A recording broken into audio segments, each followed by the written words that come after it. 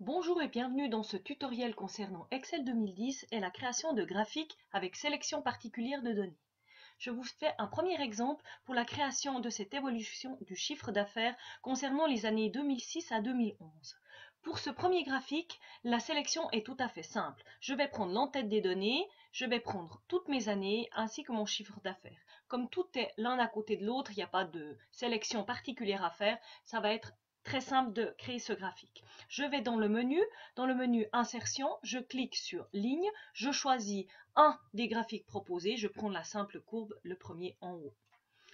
Mon graphique est fait, je le déplace un tout petit peu, et ici on va voir qu'on va enlever l'année et plutôt ajouter les années ici en bas. Pour ceci, on va cliquer sur le bouton sélection des données dans le ruban.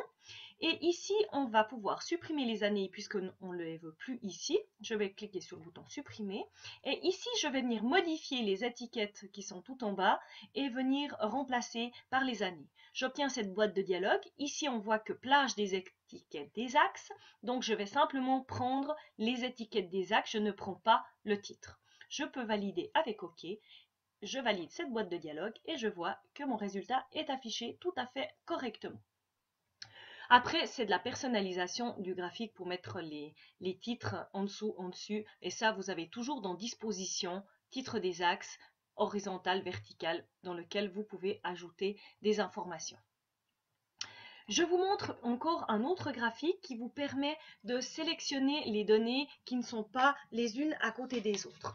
Par exemple, je vous propose de refaire le même graphique, mais simplement cette fois pour les commissions par employé. Ça veut dire que je vais sélectionner ma première colonne, je vais appuyer sur la touche du clavier CTRL et je vais venir sélectionner la commission par employé. Je lâche la touche CTRL, je lâche ma souris. Ma sélection est donc faite. Je vais pouvoir cette fois insérer mon graphique. Je vais choisir un graphique de type histogramme. Je vais prendre un 3D par exemple et créer mon histogramme. Je le déplace ici pour qu'on puisse mieux voir les informations.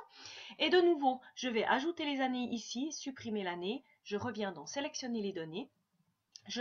J'enlève à nouveau mon année ici. Je me déplace ici sur la première étiquette. Je modifie. Et à nouveau, je prends mes années dans cette partie-là pour mon graphique.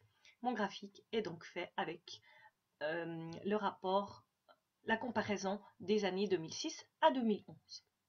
Merci.